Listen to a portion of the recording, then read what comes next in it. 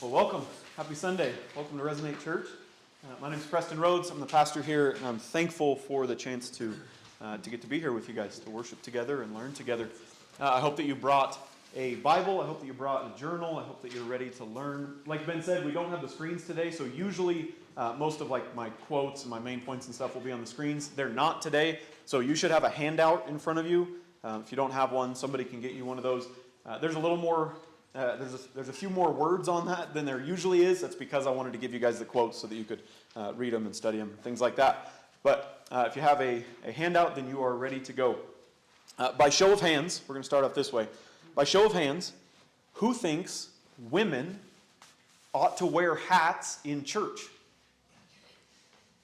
Nobody. All right. Who thinks that long hair on a man is disgraceful? The law determines it. The good thing is we can't abide by the law because we're not Jews. That's true. That's true. We're not under the Jewish law anymore. Who thinks having a shaved head on a woman is disgraceful? Yeah. Probably be the same answer, right? Who thinks that none of these questions matter and I should just stick to preaching the Bible? Anybody? We got a handful?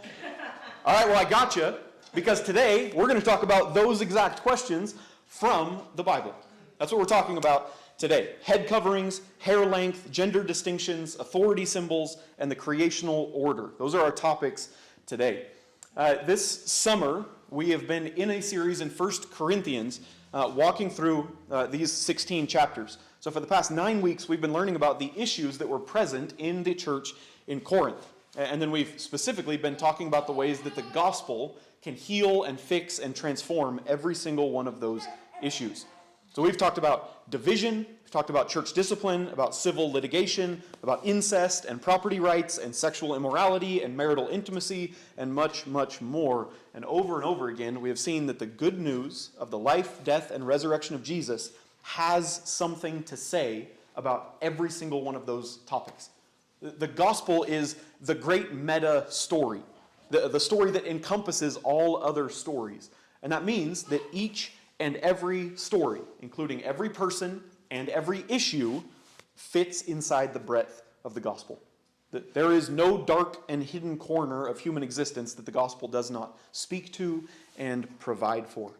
And so today, as we turn to chapter 11, 1 Corinthians chapter 11, we come to another seemingly strange passage. We were in a strange passage last week and another one this week.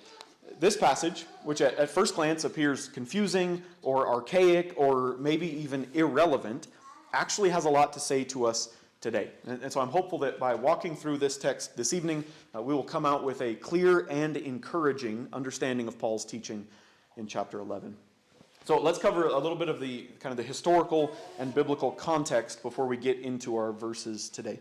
1 Corinthians, if you remember back to week 1, all the way back in May, 1 Corinthians has 6 major sections in it. So chapters 1 through 4 are about divisions in the church. Chapters 5 through 7 are about purity issues in the church. Chapters 8 through 10 are about Christian liberty. Chapters 11 through 14 are about the worship gathering. Chapter 15 is about the resurrection. And chapter 16 is the conclusion. Now that means that when we open to chapter 11, we are beginning a long section that is all about the worship gathering. What is God's design for the corporate worship of the church? In these 4 chapters, 11 through 14, Paul is going to talk about male and female differences, communion, spiritual gifts, and orderly worship. Those are the topics for the next 4 chapters. And today we are tackling the first one, the subject of male and female differences. Now, why did Paul spend 15 verses writing to the Corinthians about male and female differences? Why was that worth his time? What is happening in Corinth that would cause him to dedicate so much of his letter to this issue? Well, in Galatians chapter 3, verse 28, Paul says that there is neither Jew nor Greek, neither slave nor free, neither male nor female, for you are all one in Christ Jesus. Now, that verse, in context, means that both Jews and Greeks, slaves and freedmen, men and women, are all children of Abraham because of the gospel. Paul is saying that the gospel has the power to save people from every category. It is most certainly not saying that these categories no longer exist. That's not what that verse is saying.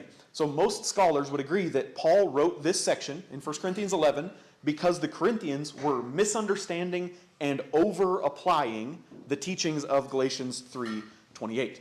The Corinthians had taken this teaching to its extreme and had begun to believe that the distinction between males and females was ungodly or immature. And as a result, they were blurring sexual differences through cross-dressing and androgyny. Ancient Corinth, just like every other society in history, including ours today, has an established norm for what male and female appearance is. So in Corinth, men looked and dressed like this, and women looked and dressed like that. It's the same as our culture today, same as every other culture. Well, these Christians in Corinth, in an effort to show how progressive they were disregarding those established norms and instead presenting themselves as either the opposite sex or as some androgynous mix of the two. And evidently, this problem was mostly present in the women who were dressing and acting like men. That's why most of these 15 verses is directed primarily at the women. So Paul writes 1 Corinthians 11, verses 2 through 16, that's our passage today, in order to correct their misunderstandings and to reinforce the sexual distinctions between men and women. Okay, let me say that again. This passage is to correct their misunderstanding and to reinforce the sexual distinctions between men and women. That is the main point of our passage today. But in order to get there, we need to wade through some fairly confusing verses. So let's read this passage together, and then I have 6 observations for us. Let's read this together, starting in verse 2. Paul says, "Now I commend you because you remember me in everything and maintain the traditions even as I delivered them to you. But I want you to understand that the head of every man is Christ, the head of a wife is her husband, and the head of Christ is God. Every man who prays or prophesies," now Paul's going to use that term praise or prophesies a handful of times in this passage. He's just using it as shorthand for the worship gathering. So that's what you could, praying is talking to God, prophesying is talking to other believers. So praise and prophesies is just the worship gathering. Any man who prays or prophesies with his head covered dishonors his head. But every wife who prays or prophesies with her head uncovered dishonors her head, since it is the same as if her head were shaven. For if a wife will not cover her head, then she should cut her hair short. But since it is disgraceful for a wife to cut off her hair or shave her head, let her cover her head. For a man ought not to cover his head, since he is the image and glory of God, but woman is the glory of man. For man was not created from woman, but woman from man.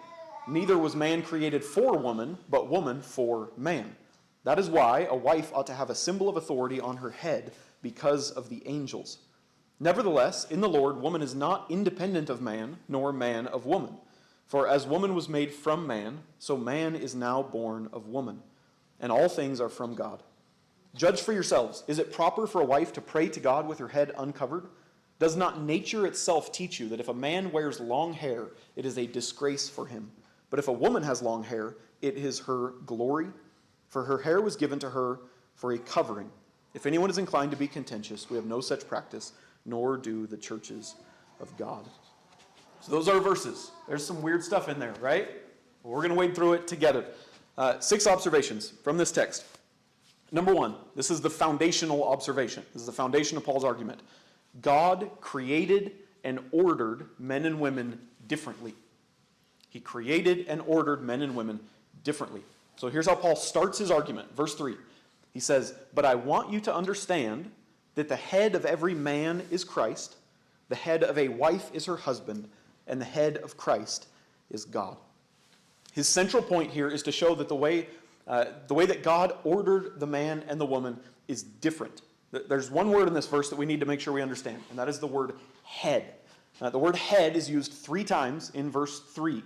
In the Greek, it's the word kephale, K-E-P-H-A-L-E, and it's used to either describe a literal physical head of something, like my eyes are in my kephale, in my head, or it's used metaphorically to describe something that is supreme, or chief, or prominent, or in authority.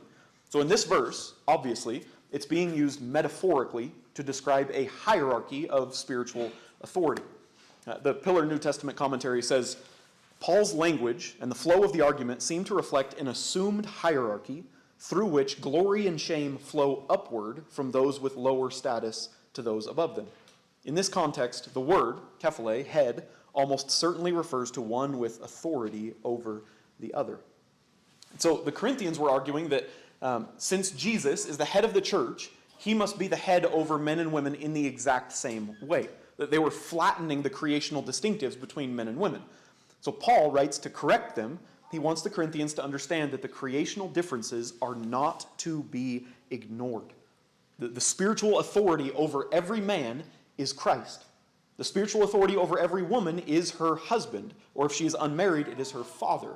And the spiritual authority over Christ is God the Father. We're going to talk about this later. This is, I think, number 3 or 4. But this hierarchy is not a hierarchy of value. I need you to hear me say that. It's not a hierarchy of value. It's not a display of superiority. It is a description of how God designed authority to flow in his creation. Jesus is absolutely equal to God the Father, and yet Jesus submitted himself to the authority of the Father while on earth. Does that make sense? It's not a value thing. So this is Paul's foundational point, that God created and ordered men and women differently. Now, he's going to go on to tell us how that truth should affect our actions, how that foundation should affect our actions. Number 2, men and women ought to look different. Men and women ought to look different. Now, Paul gives 2 big reasons that men and women ought to look different. Reason number 1, this is, I think, 2a in your notes, because gender distinctives draw attention to the goodness of creation. Gender distinctives draw attention to the goodness of creation. Men and women ought to look different. So here's the context that we need to remember. In their day, in Corinth in the first century, the established norm was that men had short hair and women had long hair. That was the norm in their day.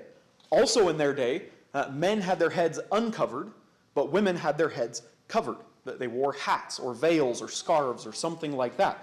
This is, if you've traveled very much, you know that this is true in most of the world still today, right? Men walk around with their heads uncovered, but women have their heads covered. So this is what was going on in Corinth in the first century. The Pillar commentary says, in Paul's context, men and women were expected to have contrasting head styles, especially in public. Women were more commonly expected to have their heads covered while in public. In most Roman worship settings, the proper places for men and women were clearly distinguished. Where the places were not distinguished, their roles would be distinguished, usually in a way that reflected a hierarchical distinction between men and women. So that's the established norm, okay? That is the established norm of their culture. Now, Paul is going to use that established norm to make an argument. Okay, do you see what he's doing here? He's going to use that established norm to go make an argument. Let's walk through this slowly. Verse 4, every man who prays or prophesies with his head covered dishonors his head. Well, who is the man's head? Christ. That's verse 3. Every man who prays or prophesies with his head covered dishonors his head, which was Christ. Why? Why? Why does a man dishonor Christ when his head is covered? Well, think about the established norm. He is dishonoring Christ because he's dressing like a woman. He is dressed like a woman. That's why it dishonors Christ. He is drawing attention away from the goodness of creation. That's why it dishonors Christ.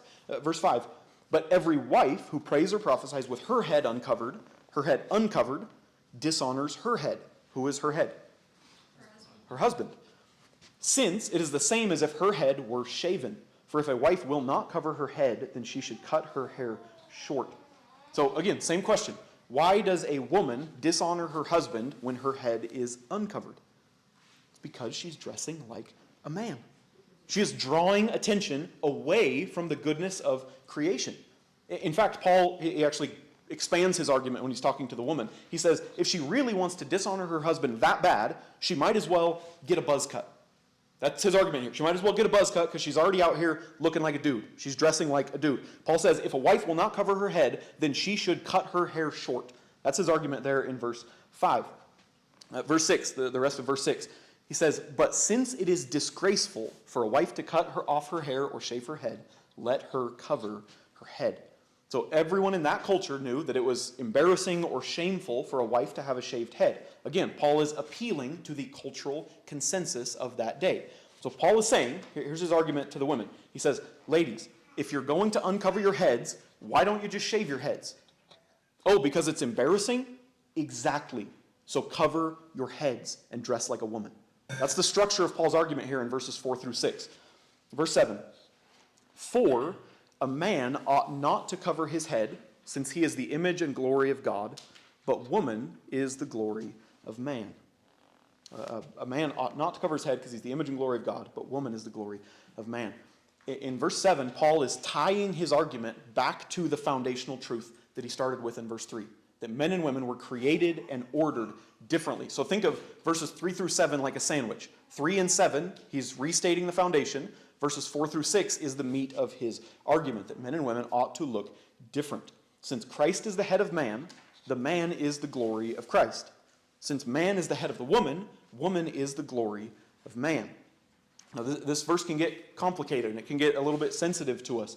John Piper writes, to clarify, he says, these verses do not necessarily imply that Christ is not woman's head, nor that she is not the image and glory of God. Paul's point is that man was created by God through Christ, and woman was created by God through Christ through man. The point is not to lessen the intimacy of her relation to Christ, but to clarify and establish her relation to man. Man is God's glory in that he came from God through Christ without coming through the woman, and so is to reflect Christ's true nature as his divine head. Woman is man's glory in that she came from God through Christ through man, and so is to reflect man's true nature as her human head. So men and women ought to look different because gender distinctives draw attention to the goodness of creation. When a man has long hair, he looks like a woman. That tells a lie about creation. When a man covers his head, he looks like he's dressing like a woman. That tells a lie about creation. When a woman has short hair, she looks like a man. That tells a lie about creation. When a woman has her head uncovered, she is dressing like a man. That tells a lie about creation. Over and over, it's the same argument again and again.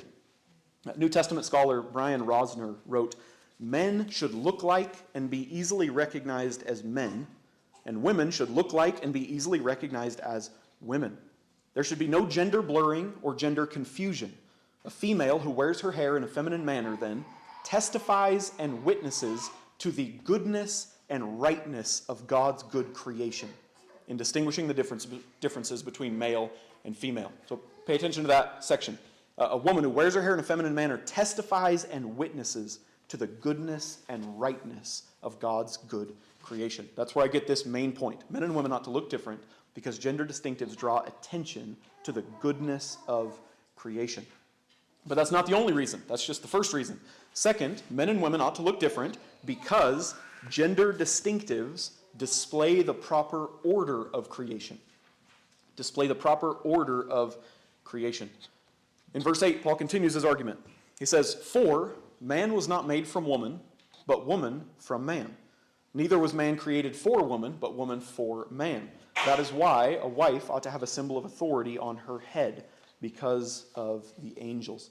So Paul here is referencing back to Genesis chapter 2. That's what Ben read before we worshiped together, was Genesis 2, the creation of the man and the woman.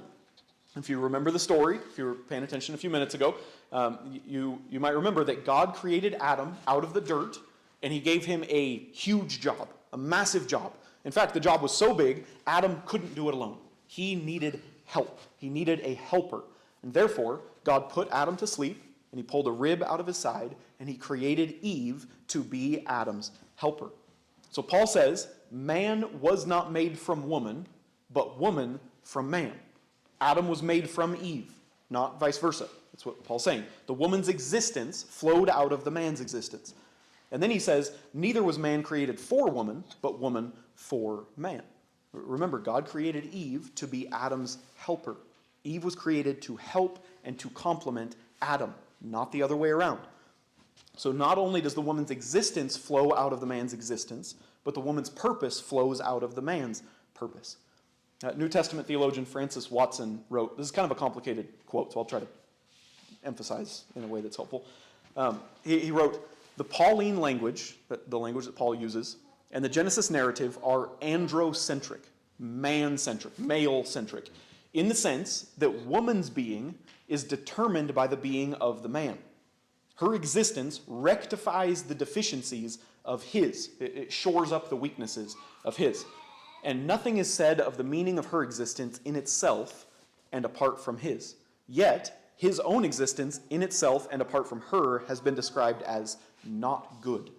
So the man by himself, not good. The woman by herself is never mentioned. That is not a feature in the Genesis account. So Watson is saying that the woman's purpose is derivative of the man's purpose, and the woman was created to shore up the weaknesses of the man, okay, to fill in the gaps that the man has.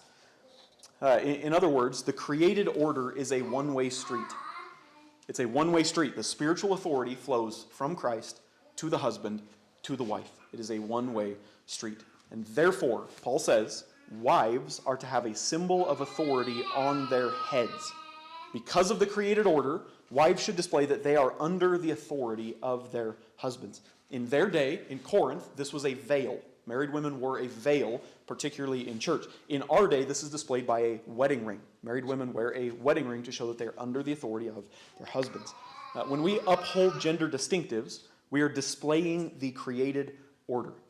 When gender distinctives are blurred, we are blurring the created order. So Paul wants us to magnify the created order by magnifying our gender distinctives. You catching all that? Magnify the created order by magnifying our gender distinctives. So that's our second point. And this is the main point of the whole passage today. Men and women ought to look different because gender distinctives draw attention to the goodness of creation and because gender distinctives display the proper order of creation. That's our main point of this passage today. Last 4 points. These are much quicker. Number 3, gender distinctives never infer inequality. Gender distinctives never infer inequality.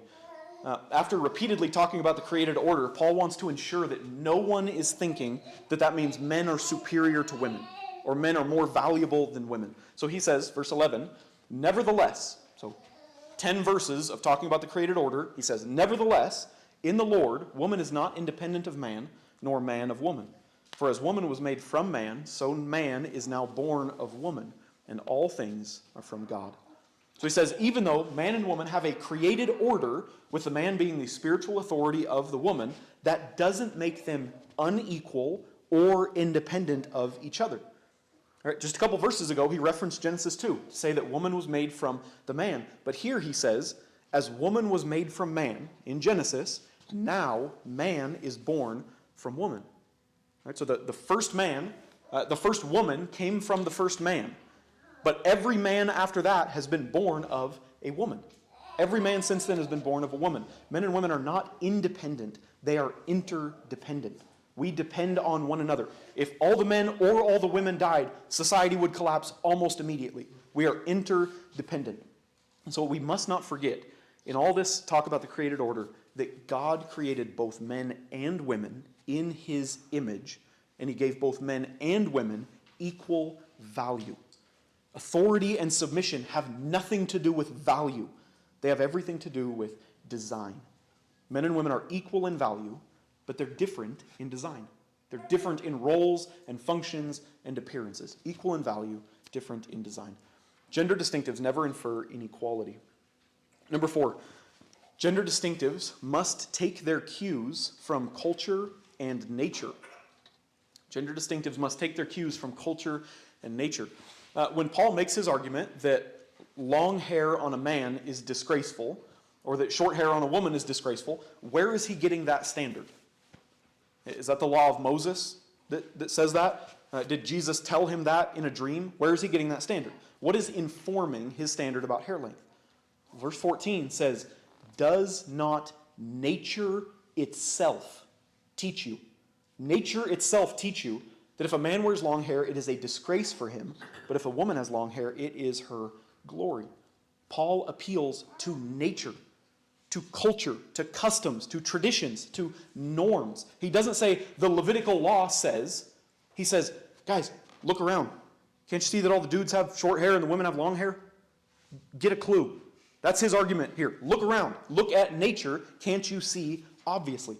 John Piper writes, what nature prescribed was that in general, men feel ashamed when they are effeminate, and women incline naturally to being feminine. The cultural symbols of femininity and masculinity change, but the teaching of nature, rooted in creation, does not change. And then he caveats, he says, except where perversions are so widespread that they are defended as natural, for example, homosexuality. So when we think about how gender distinctions apply to us today, we must understand that we are to take our cues from nature, from customs and traditions and culture. We must utilize the gender distinctives that are common in our culture and our society. So if Paul was writing this letter, 1 Corinthians 11, 2 through 16, to us today in Missoula in 2024, he might have said, does not nature itself teach you that if a man wears a dress, it is a disgrace for him?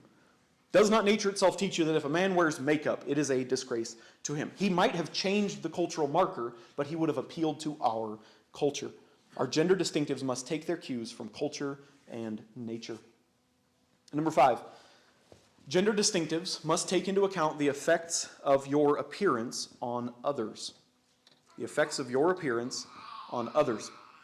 This is a concept in our culture that causes a lot of confusion, both in the gender distinction conversation and in any modesty conversation. Because somehow we've bought the idea that our appearance is only about what's in our heart, or what our intentions are. What are we meaning when we look this way or dress this way? But the Bible exclusively talks about these things with reference to how they affect the people around us, or at least almost exclusively how they affect the people around us. The Pillar commentary again is helpful. It says, Paul's point is that our behaviors are not merely a matter of personal preference, as is often thought in the modern Western world, but are lived out in a community context. And so the well-being of the community must play an integral role in our decisions. So this means that our gender distinctives are not about what's in our heart. It's about what our appearance causes others to think and do and believe. Okay, so you might not think that you're a clown, but if you walk downtown in a clown costume, everybody else thinks that you're a clown. That's what matters in that situation. It matters what your appearance does to other people. And number 6, last one. Gender distinctives are to be upheld everywhere at all times. Everywhere at all times. Paul finishes this section in verse 16. He says, if anyone is inclined to be contentious, we have no such practice, nor do the churches of God. So basically he's saying, if you don't like it, too bad. This is how it is everywhere. That's how it is in every church, everywhere. This is the standard. The reason this is important is because a lot of people are tempted to kind of hand wave this passage away and say, oh, that was just for first century Christians in Corinth. That has nothing to do with us today. But Paul explicitly says that this is not just for Corinth. It's for all churches in all time. Paul is laying down a permanent, lasting truth for the churches of God. Men are to look like men, women are to look like women. Anthony Thistleton, who wrote a great commentary on 1 Corinthians, he wrote, gender differentiation is decreed in creation, expressed in societal convention, that's your cultural norms, and not abrogated in the order of the gospel. Decreed in creation, expressed in our cultural norms, and it is not changed or done away with in the order of the gospel. So there's our 6 observations today. God created and ordered men and women differently. Men and women ought to look different because gender distinctives draw attention to the goodness of creation and because gender distinctives display the proper order of creation. Gender distinctives never infer inequality. Gender distinctives must take their cues from culture and nature. Gender distinctives must take into account the effects of your appearance on others, and gender distinctives are to be upheld everywhere at all times. That was a lot of work. Well, now as we move toward a close, how do these observations apply to us today practically? We should want to change how we live tomorrow because of what the Bible teaches right now. So, do all of you women need to wear a hat to church next week? No. Is that the application? No. I would argue no. Do all you guys need to go get a buzz cut tomorrow? I would argue no. But how does this apply? How does this apply? We want to be obedient to the scriptures, not just do what we feel like is right. So in order to find the right application, we must identify the timeless truth that Paul is communicating. What is the timeless truth, the timeless forever principle that he is communicating? Anybody want to take a shot at it based on this text today? What's the timeless truth that Paul's communicating?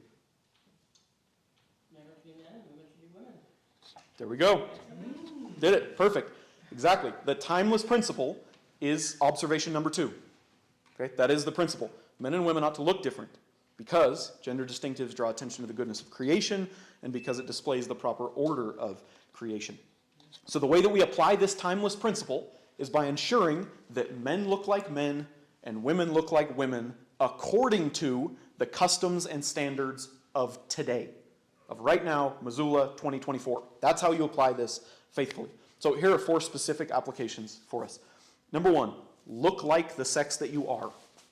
That's a pretty simple application. Look like the sex that you are. I often say someone should be able to tell if you're a man or a woman from a quarter mile away. Just look like a man or look like a woman. Your hair, your clothes, your face, your body shape, your posture, your voice, your mannerisms, everything should be aligned with your sex. There should be no hint of androgyny in you.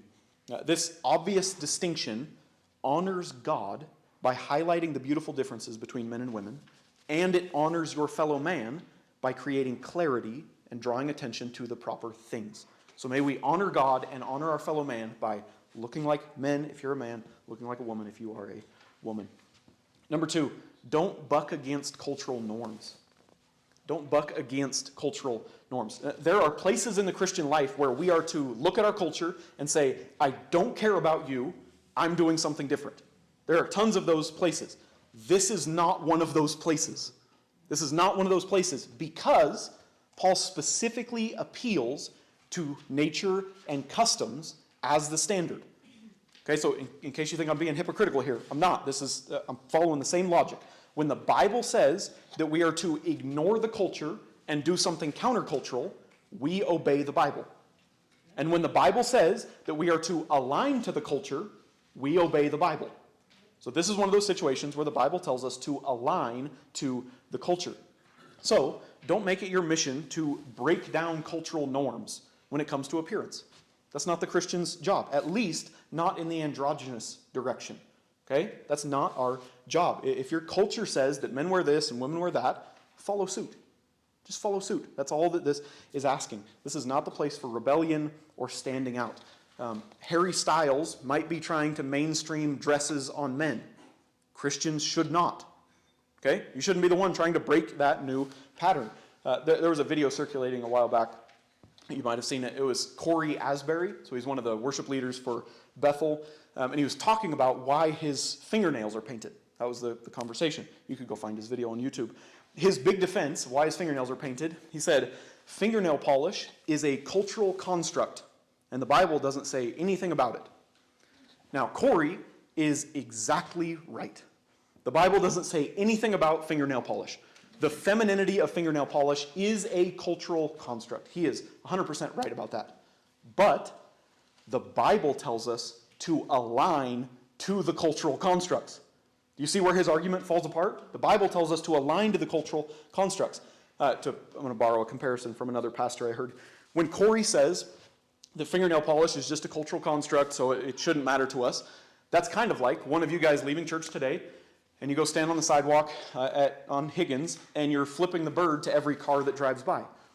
And then I walk out there, and I'm like, hey, what are you doing out here? And you say, well, the offensive meaning of the middle finger is a cultural construct. It's only in America. You know, in China, it doesn't actually mean this. Now, what's the problem there? You're not in China. You're in America. And every car driving by is reading the same message from your middle finger, regardless of your intentions. So we should work to align ourselves with the cultural norms when it comes to appearance, because Paul commands us to. Align to the cultural norms. Don't buck against them. Number 3, teach your kids gender distinctives. Teach your kids, many of you are parents, teach your kids gender distinctives. Train your children to see and interpret and recognize gender distinctives. So do you remember those culturally conditioned standards that Corey Asbury was complaining about? Girls like to play with dolls and boys like to play with trucks and things like that. Teach those to your kids. Teach those culturally conditioned standards to your kids. Listen, you have been conned into believing that cultural conditioning around gender is a bad thing. You've been 100% conned by that message. So think about it. The people who control the mainstream narrative in our society what is their vision for men and women? What do they want? They want androgyny.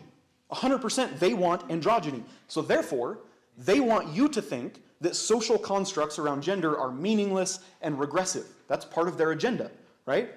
But our vision for men and women is the opposite of androgyny. We want to highlight the distinctives. Therefore, we should think the opposite way about social constructs. Let's teach our kids social constructs. Help them see the world with clarity.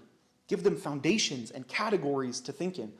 So here's what this looks like in my life. I teach my daughter how to tell a man from a woman. When we're sitting in the hot tub in our backyard and a neighbor walks by, I ask her, is that a boy or a girl? She's 2 years old. Is that a boy or a girl? And when she answers, I ask, how do you know? And she gets to just talk about it. We get to talk about how you can tell a boy from a girl. When we're watching a movie, I ask her, is that a boy character or a girl character? And she answers, and we talk about how you can tell a boy from a girl. If I'm in her room and she's putting on her tutu and she asks if Dada wants to wear a tutu, I say, what? Ew, no way. Tutus are for girls. Dada is a boy. I say that emphatically because I want that message to sink in to her. If we're at the store and a lady with a buzz cut and a flannel shirt walks by and Piper says, what's that boy doing? Which she has done numerous times. I don't correct her. I don't correct her at all. She didn't do anything wrong. She accurately interpreted the signs of gender distinction. Piper's not the one that needs correction in that situation, so I'm not going to correct her. The goal is to help your children see the beauty and importance of gender distinctives. To return to Corey Asbury, he says that his daughters paint his nails. That's why his fingernails are painted, because his daughters like to paint them. So should I let Piper, my 2-year-old daughter, paint my fingernails? Not only is the answer no, not only will I not let her paint my fingernails, I want to train her up in such a way that, let's say she's 5 years old, and I ask her, Piper, can you put fingernail polish on me? I want to train her up in such a way that she would say, what? Ew, no, fingernail polish is for girls. I want her to say that to me. I want her to internalize and value gender distinctives. She should love me too much to watch me suffer the embarrassment and disgrace of a feminine appearance because I am a man. Her dad is a man. I want her to care what 1 Corinthians 11 teaches. I want her to care, and that means I have to teach her to care. The teenagers and college students of today are swimming in a sea of androgyny and gender confusion because their parents considered themselves too progressive, too open-minded to teach their kids that some things are for men and some things are for women. Let's not make that same mistake. Teach your kids gender distinctives. And number 4, that was my most controversial one. This one's easy. Number 4, this all goes double in church. This all goes double in church. Remember, chapters 11 through 14 is primarily talking about the worship gathering. So anything Paul says about general gender distinctives, it goes double for church. It goes triple for people leading at church, like if you're going to be on stage or if you're at the info table or something like that. Guys, dress like men at church. Grown up, adult, respectable, strong men. Ladies, dress like women at church. Grown up, adult, modest, beautiful women. May we honor the Lord in our appearance, in all of life, but especially when we are gathered to worship God. Nothing in the worship gathering should ever detract from God's glory by drawing attention to the glory of man. So 4 applications. Look like the sex that you are. Don't buck against cultural norms. Teach your kids gender distinctives.